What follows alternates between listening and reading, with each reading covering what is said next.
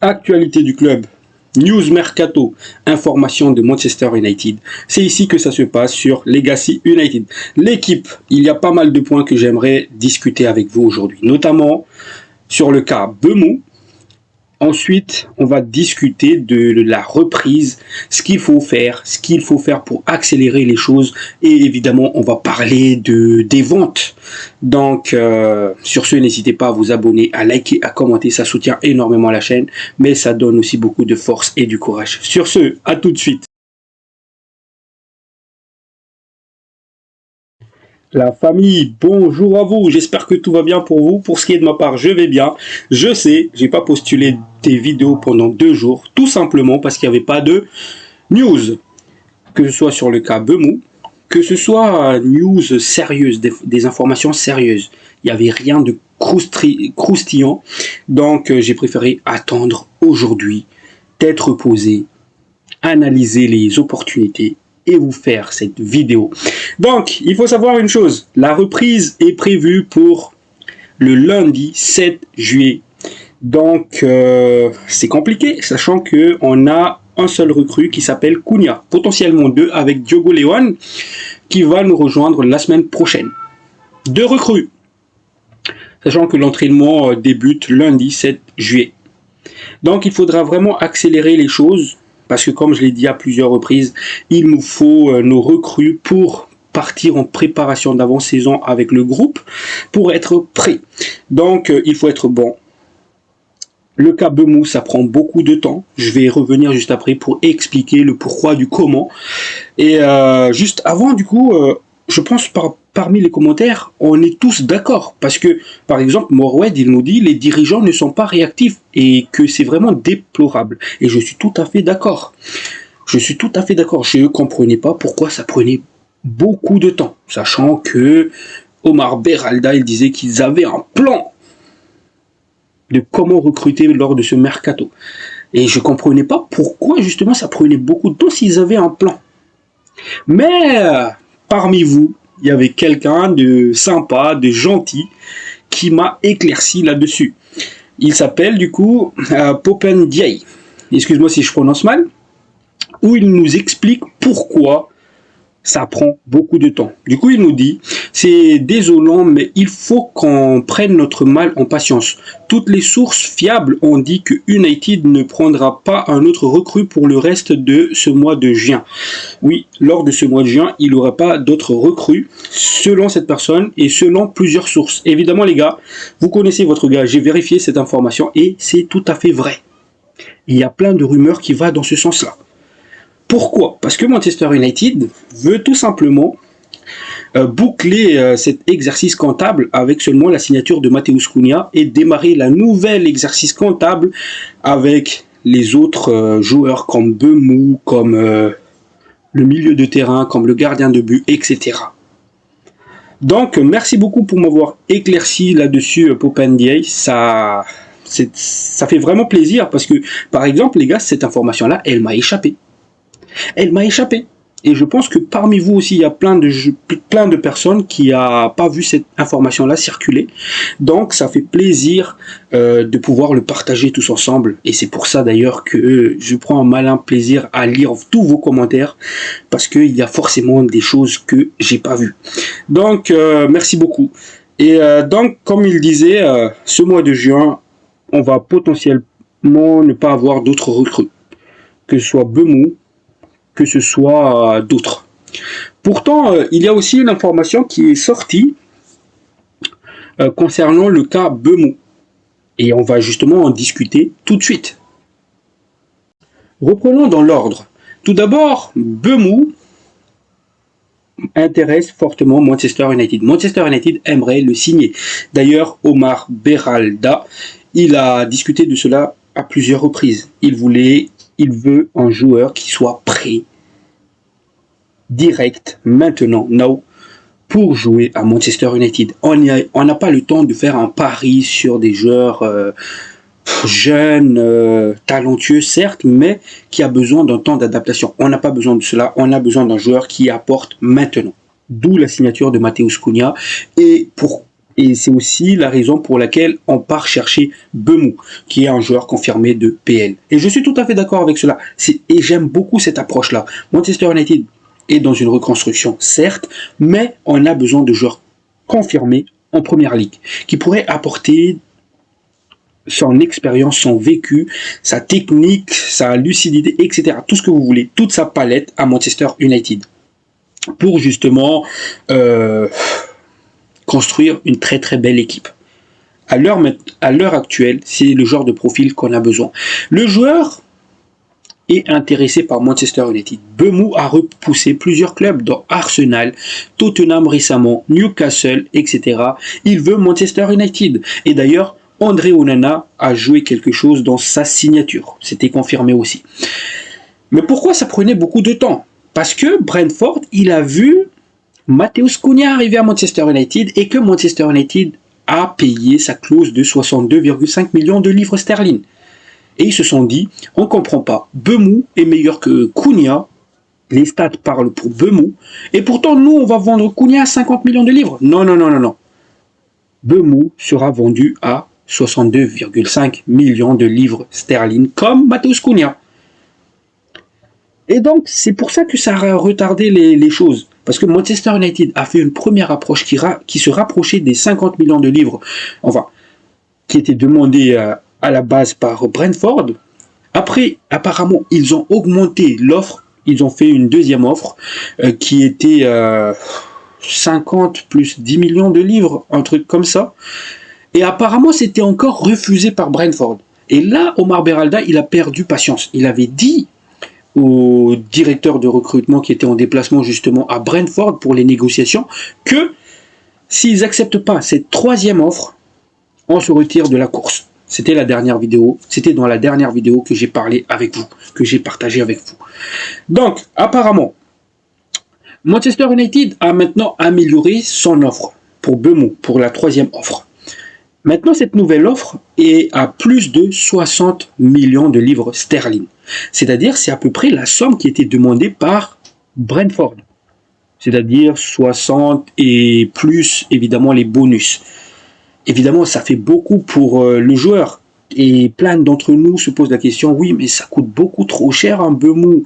Mais les gars, regardez les prix des joueurs en ce moment. Hugo Ekitike, Francfort demande 80 millions. Pourtant, Hugo Ekitike, c'est pas un joueur confirmé.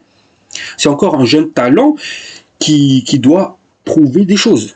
Quand on regarde Liverpool, ils ont recruté, ils sont sur le point, non, ils ont recruté Frimpong. C'était une grosse somme. C'était la clause, certes, mais c'était une grosse somme. Pareil pour Milos Kerkez. Les sommes demandées maintenant, à l'heure actuelle, pour un transfert, ça coûte beaucoup trop cher. Et moi, ça ne m'étonne même pas pour un joueur confirmé en première ligue qui a claqué 20 buts la saison dernière. Ça ne m'étonne pas que Brentford réclame 70 millions d'euros. Ça ne m'étonne même pas. Parce que par rapport au prix des joueurs actuellement, je trouve que c'est le bon prix. C'est la valeur marchande du joueur actuel.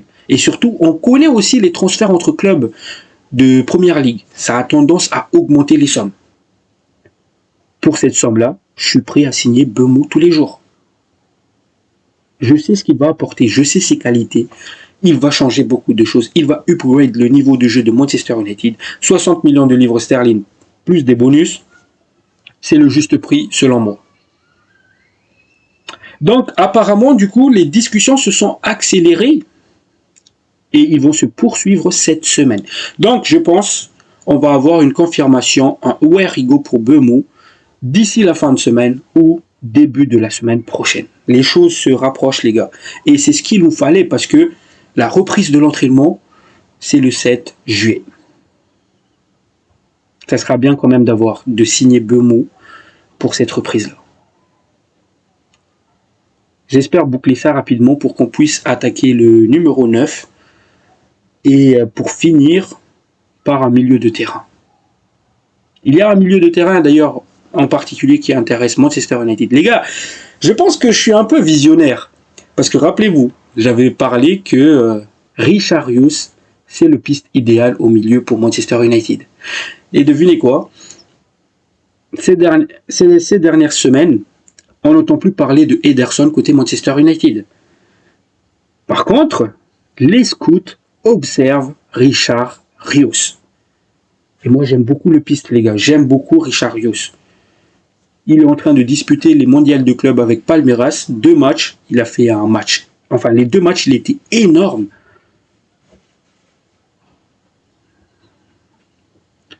Donc, je pense qu'il est grand temps pour lui de faire le saut, de rejoindre un club européen. D'un autre côté, les gars, je pense que Manchester United est avantagé aussi pour cette début de saison. Évidemment, ça sera aussi le cas de Arsenal. Pourquoi? Parce que nos joueurs, ils ont vraiment eu le temps de se reposer. C'est pas le cas des joueurs qui jouent les mondiales de club, la Coupe du Monde des clubs. Et je suis content d'ailleurs qu'on ne participe pas à cette compétition dans cette période difficile-là. Je suis très très content qu'on ne participe pas à cela.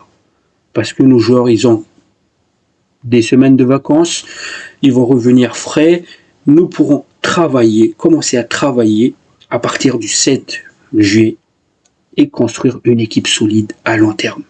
C'est une masterclass. Maintenant, j'espère que les choses vont s'accélérer. Nouvel exercice comptable, c'est à la fin du mois. J'espère que là, par contre, ils vont bombarder les choses. Donc, voilà. Le point négatif dans tout cela, c'est ça. Manchester United a réduit les scouts à 10 scouts maintenant. C'est-à-dire, on était à une centaine de scouts jusqu'à maintenant, et maintenant, on passe à 10 scouts. Et ces 10 scouts-là, ils vont être supervisés par Christophe Vivel. Les gars, les scouts, pour moi, c'est vraiment important dans un club. Parce que c'est les scouts qui vont dénicher les talents. Et ça, c'est quelque chose qui me plaît pas beaucoup. Oui, certes, ça nous permettra de faire une économie. D'ailleurs, Omar Beralda, il a parlé de ça, que c'est pour améliorer la situation du club, qu'il était désolé de tout cela, mais on n'avait pas le choix. Donc, mais réduire les scouts, ça, je trouve ça vraiment bas comme coup.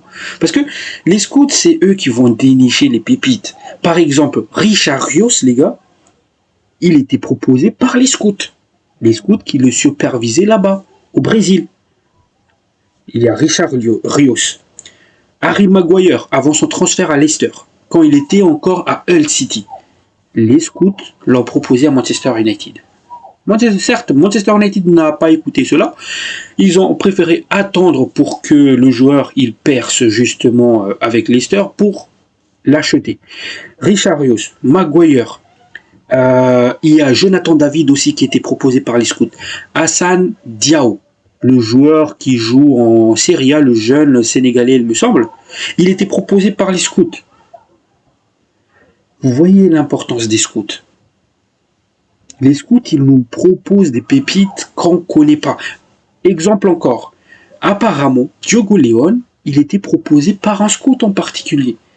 Et ça a été étudié en interne par Jason Wilcox, etc., Christophe Vivel, avant de donner leur feu vert pour le recruter. Mais c'était les scouts qui l'ont proposé de base. Et maintenant, on réduit tout cela à 10 scouts. Ça veut dire que là, nos scouts, ils ne peuvent pas partir partout dans le monde. Parce que là, jusqu'à maintenant, nos scouts, ils pouvaient aller au Brésil, en Argentine, au Paraguay, par exemple pour le cas Pellistri, en Amérique, aux États-Unis, en France, en Angleterre, aux Pays-Bas. On pouvait partir partout parce qu'on avait 100 scouts. On pouvait aller partout dans le monde, et notamment le cas Arda Güler. Il y avait nos scouts qui étaient en Turquie et ils ont proposé Arda Güler. Et juste derrière, évidemment, les dirigeants n'ont rien fait encore une fois, et Arda Güler nous a échappé. Mais rappelez-vous, Manchester United était dessus, parce que c'était proposé aussi par un scout en particulier. Et maintenant qu'on réduit ça à 10, les gars, ça va faire beaucoup de dégâts, parce qu'on ne peut pas être partout. On ne peut pas être partout sur des noms qui ne sont pas connus. Par exemple, Diogo León, c'est un nom qui est inconnu des grands publics. Pour observer ce joueur-là, il fallait un scout. Là, maintenant, quand on connaît des noms, par exemple, je donne un exemple comme ça, Estevao qui se crée un nom au Brésil parce qu'il a dépassé le nombre de buts de Neymar au même âge, à 18 ans. Donc, il s'est créé un nom. Tous les grands clubs s'affolent sur lui. C'est seulement sur ce genre de joueurs-là que nous pourrons observer, parce qu'ils sont connus du grand public. Mais des joueurs sans nom comme Diogo León, on ne pourra pas l'observer. Du moins si... Parce que il faut savoir une chose, les gars. 10 scouts, ils peuvent pas être partout. Par exemple, on va dire, un, il va rester en Angleterre. Un autre, il va aller en Turquie. Un autre en Allemagne. Un autre au Brésil. Un autre... bref, vous voyez, nos scouts, ils vont être que sur 10 pays pour suivre 10 joueurs. Donc, on ne peut pas être partout. Et ça va réduire notre champ d'action. Et ça, j'aime pas. Parce que pour moi, les scouts, c'est vraiment la base des bases. Ils pourront dénicher des talents comme Sékou Kone, comme Richard Rios, comme Diogo León. On va se mordre les doigts, les gars. On va se mordre les doigts. Et ça me plaît pas. Bref, c'était une parenthèse sur cela. Maintenant, on va revenir sur le cas que je discutais tout à l'heure, Richard Rios. Richard Rios est le numéro 1 actuellement. Il intéresse fortement Manchester United. Et Manchester United est très très chaud pour l'avoir. Évidemment, il y a des scouts qui supervisent le joueur pendant ce mondial des clubs. Après le mondial de clubs, apparemment Manchester United va passer à l'action. Et le joueur, il se crée vraiment un nom dans ce mondial de clubs parce qu'il s'est fait remarquer par beaucoup de joueurs, beaucoup d'équipes, notamment le PSG aussi qui adore le profil du joueur.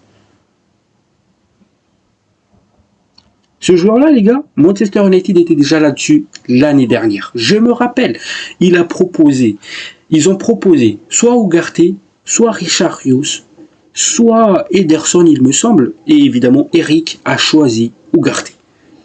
Mais ils l'ont déjà proposé. C'est un gros talent. Moi, je vous le dis, c'est un gros talent. Il ne faut pas le rater. Maintenant, on va encore parler d'un point qui m'énerve. Ça concerne les ventes. Pourquoi ça prend beaucoup de temps? Il y a des joueurs comme Rashford. Je vais plus revenir sur le cas Rashford parce que j'en ai discuté dans ma dernière vidéo il y a 2 jours. Que le joueur, il est là à essayer de séduire le FC Barcelone. Je veux jouer avec Lamine Yamal, malgré qu'il ne fait pas partie du plan.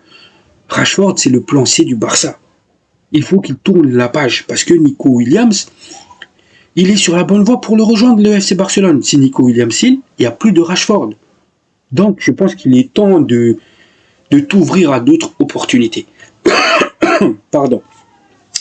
Maintenant, on va parler du cas Anthony. Moi, les gars, je pense que Anthony, il va partir. Il va partir. Certes, le joueur, il donne sa priorité au Betis. Et le Betis est en train de travailler en coulisses pour signer le joueur. On parle là, peut-être, d'un achat, si le montant correspond. Sinon, ça sera un prêt avec obligation d'achat. Mais il y a un nouveau nom, un nouveau prétendant qui se lance dans la course. Oui, les gars, c'est le nouveau riche de la Serie A. Como, excuse-moi. Como, les gars, c'est les nouveaux riches de la Serie A. C'est un club avec beaucoup d'ambition, avec des proprios riches et qui veut retrouver l'Europe au plus vite.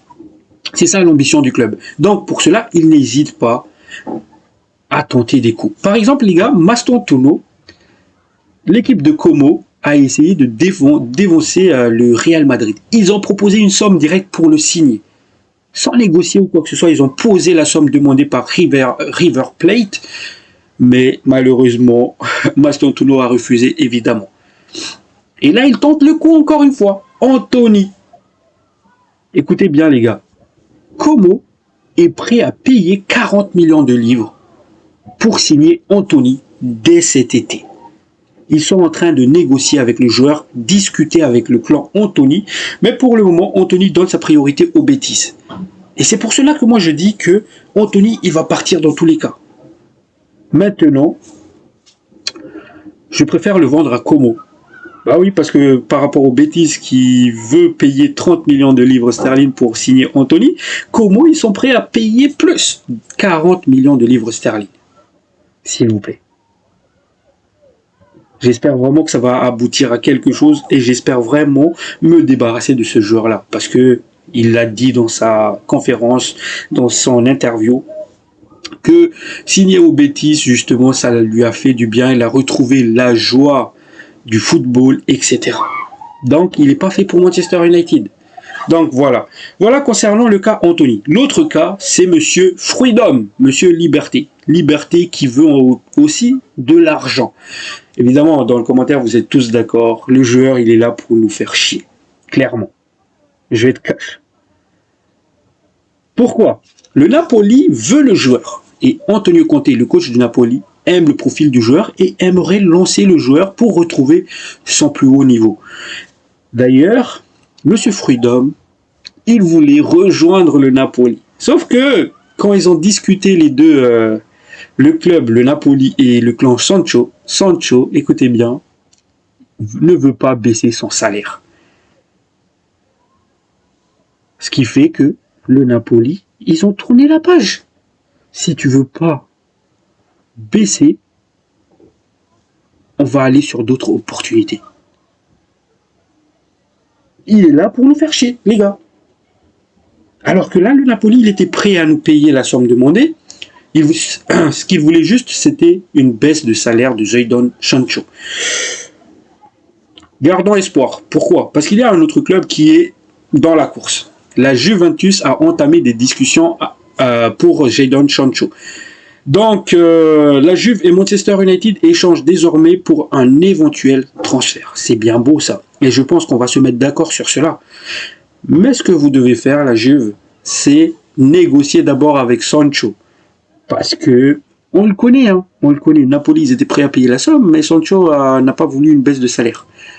Et vous allez nous faire pareil. On va se mettre d'accord pour une somme de transfert, mais quand vous allez négocier avec Sancho, ça va bloquer. Parce qu'il ne veut pas une baisse de salaire. Donc les gars, je me suis dit, je vais vous proposer un truc. Évidemment, je pense que ça va être refusé par Sancho parce qu'il est là pour nous. Mais je vais vous proposer un truc. Vous voyez ce qui s'est passé sur le cas Harry Maguire. West Ham voulait signer Harry Maguire et Harry Maguire ne voulait pas baisser son salaire pour aller au West Ham. Donc, qu'est-ce qui s'est passé? Pour que Harry Maguire accepte le transfert au West Ham, il voulait que Manchester United lui payait les salaires restants de son contrat à Manchester United. Chose qui a été refusée parce que la somme elle était trop haute, selon Manchester United, et que Manchester United a proposé une somme qui était bien plus bas. Donc Harry Maguire a refusé et il est resté chez nous. Donc ce que je propose, et si on fait pareil avec Sancho, c'est-à-dire on accepte l'offre de la Juventus, on va voir le joueur, nous Manchester, on va faire le démarche, on va voir le joueur. Écoute mec, il te reste une année de contrat. Cette année de contrat, on va te le payer. Par exemple, tu touches 300 000 livres à Manchester United à l'heure actuelle. La Juventus te propose 200 000 livres. On va te donner la différence. On va te le payer cash. Pour justement se débarrasser du joueur. Mais vous savez pourquoi je pense que le joueur il va refuser cela? Parce que tout le monde ne s'appelle pas McTominay. Tout le monde ne s'appelle pas Harry Maguire. Et surtout, lui, il est là pour nous. Il va le refuser. Il va le refuser pourquoi? Parce qu'il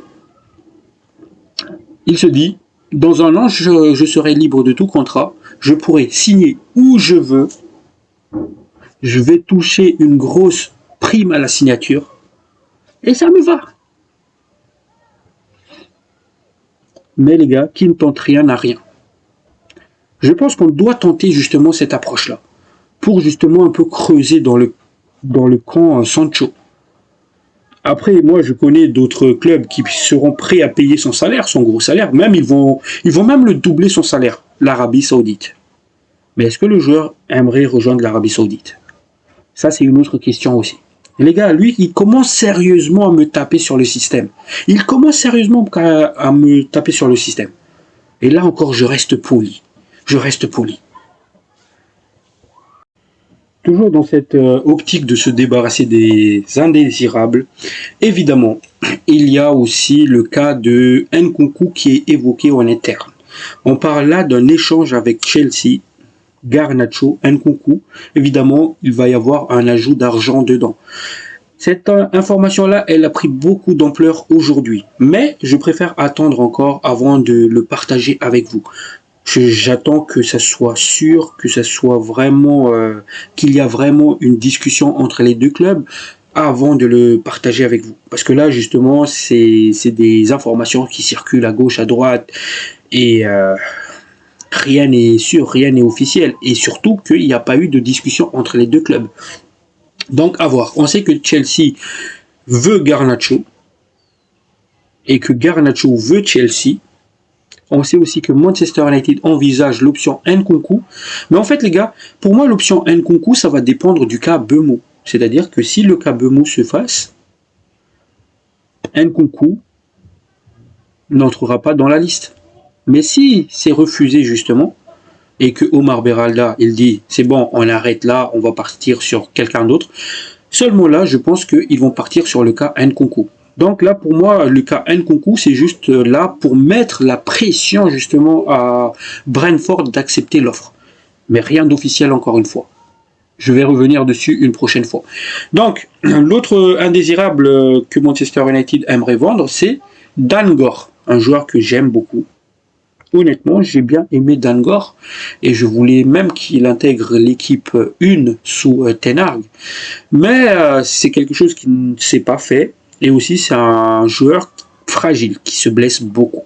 Et ce qui a un peu freiné sa progression. Donc là, Manchester United est ouvert à un départ pour Dangor. Et d'ailleurs, il y a deux clubs qui se présentent, qui veulent le recruter. C'est Rotterdam et Blackburn. Maintenant, je pense que ça va pas être une somme folle. Je pense que c'est des petites sommes, style 5 millions ou même 2 millions, plus une clause à la revente ou bien une clause d'achat. Je pense que ça va être des clauses comme cela. Mais on verra bien. On va attendre tranquillement. On va regarder les offres. On va regarder les conditions posées par Manchester United et on va analyser ça tous ensemble quand ça sera fait. Maintenant, on va passer sur un cas officiel, une signature côté Manchester United.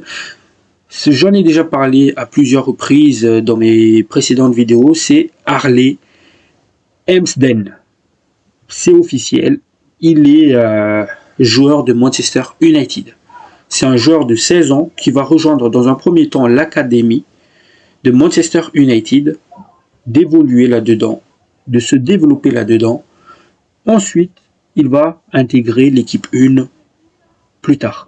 Les gars, moi je vois ce cas-là, encore une fois, un deuxième Aiden Even bis. Parce que là, on fait exactement le même coup, on récupère le joueur à peine 1 million de livres, et si ça se trouve, il va s'imposer et il va montrer toutes ses qualités. Mais en tout cas, c'est vraiment un joueur qui plaît énormément à Jason Wilcox, à Christophe Vivell. C'est un joueur de 16 ans, très très prometteur, et c'est une bonne recrue selon moi. Certes, c'est pas pour maintenant, mais c'est pour l'avenir. Et oui, les gars, il faut toujours aussi préparer l'avenir, parce que c'est important de développer ça pour un grand club. Donc voilà, les gars, j'ai fait à peu près le tour de tout ce que j'avais à dire aujourd'hui. Encore une fois, on n'est qu'au début de la semaine, donc il n'y a pas grand-chose qui est apparu encore une fois, mais je pense que demain, il va y avoir des choses croustillantes à parler. Donc je n'hésiterai pas à vous faire une vidéo demain aussi. N'hésitez pas à vous abonner, à liker, à commenter, ça donne beaucoup de force. Donc sur ce, prenez soin de vous, la paix sur vous. Ciao, ciao.